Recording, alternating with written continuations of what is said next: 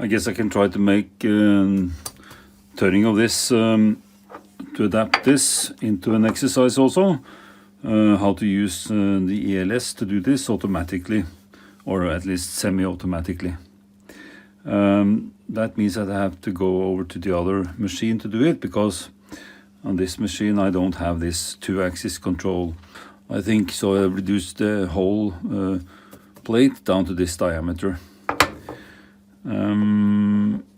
I could of course either plow in like this or take it with the tool set like so, and then in here and reduce.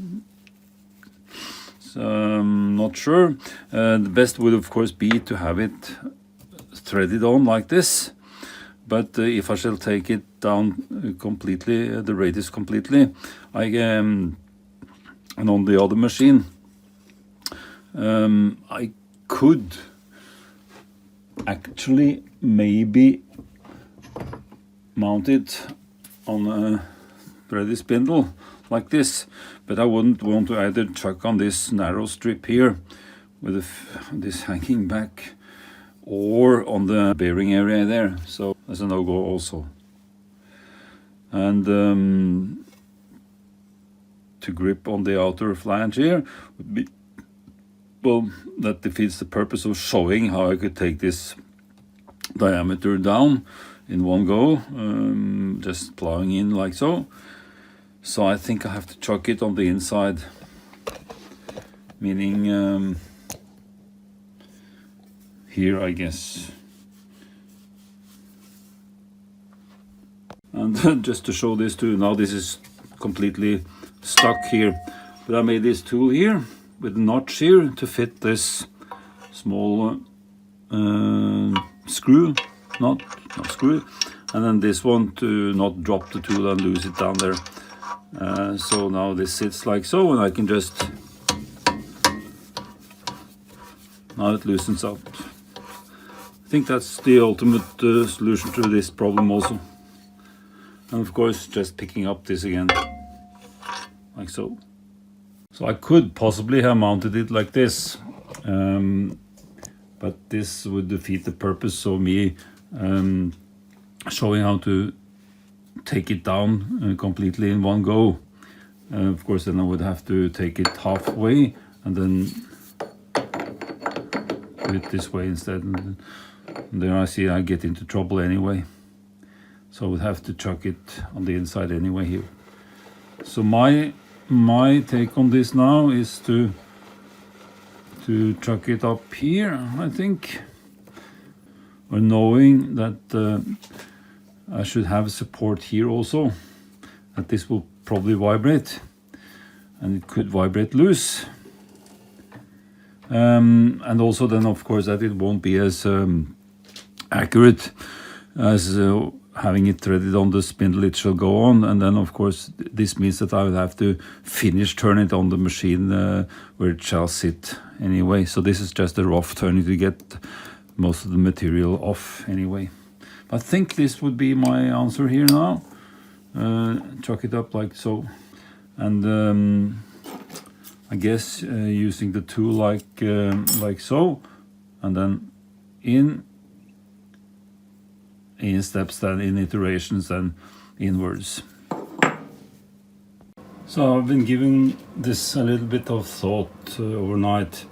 I think I will do this here in one setting like this, with the tool then reaching half depth, as I know that or let's say 8 millimeters in, and then taking it all the way down. This is the front anyway, and then leaving a little bit for finishing where it's supposed to sit, namely on the Myford ML10. The reason for doing it here, not on the Myford, is of course that I want to use this now as a showdown on the ELS, Rocketronics ELS 4 here, so you can see how you can do this semi-automatic one-facing operation in, and then a turning operation on the remaining then large diameter. So two ways of showing this. And on this guy here you have the different turning modes. So for example here now facing, use this, so set up a certain feed rate, a certain position in, and then also how deep. So this will be my try first, and then afterwards then I will then do the turning the remaining diameter. And again, the reason for doing it here, not directly mounted on the spindle on the ML10, is of course to show exactly this here. So I'm trying to use this tool first. Just set center height, and I'll do a manual pass first. So let's just try cut now. First manual then. It's the lowest belt setting and the highest conversion ratio. So the slowest speed. Here the blowing is gone because I have realigned the pulley. I've tried to put this cloth here, and I also have the vacuum cleaner ready. So I haven't connected this VFD now through the ELS. Neither the e-stop function on the ELS is at least currently in function, nor this constant surface speed, both of which I have demonstrated before, which is of course very nice assets to have. So the distance, the diameter difference here between the flange here, or the back plate, and the chuck is this 127, this is 8, at least the difference is around 44 millimeters. So I will set this takeoff like 40, I guess. So taking off 20 aside would bring me down to the diameter. So roughly there. So I will go in 20 millimeters using the facing program here. So the XP here would be 20. So I go down to XP and set minus 20. You see here it's also showing the diametrical reduction like so. And then I'll move up to the set here. I'll let's say be a little bit less dramatic. I can do it in 2 passes just to show. So now I can set the of course the feed rate 1/10 of a millimeter, and then I'll just start the spindle here. See the RPM. And if I start the program here,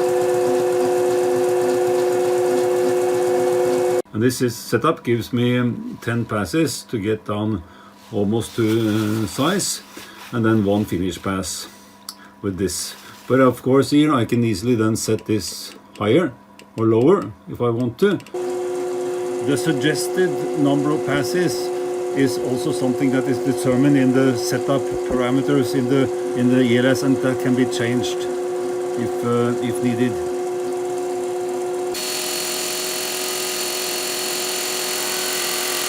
I found this to be working, but and gave a really great finish. But of course that was very, very conservative.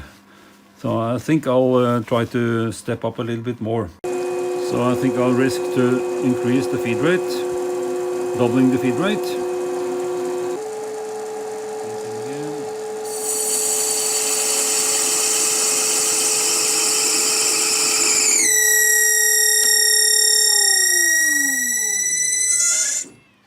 So it didn't like that at all. I had to shut it down. Either the feed rate or the depth of cut was too much. So I'll or the speed increase, but I doubt that. So I think that I will reduce. Let's say I reduce now the depth of cut and the feed rate, both of them. Up here to facing, so I go down with this. That was what it was, but I can also then do a little bit more. So I go half the increase, just like that. And then I go to the to start the spindle again. Start here, and then I increase the number of passes, so I go down, let's say, like so then. And I try again.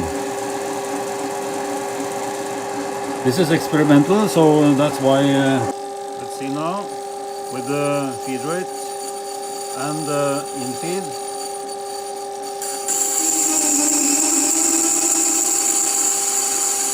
No, it's a little bit too much. It hardly, or it just manages. I think it's too much. So I'll stop it. So the only thing changed now is the tool.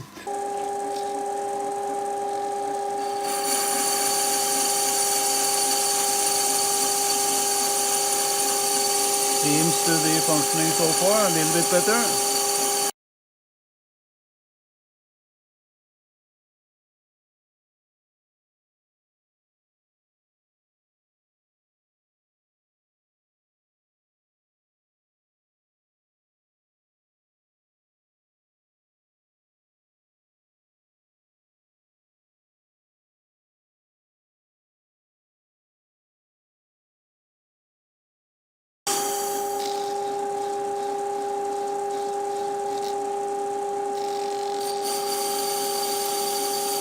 Last pass is a finish pass.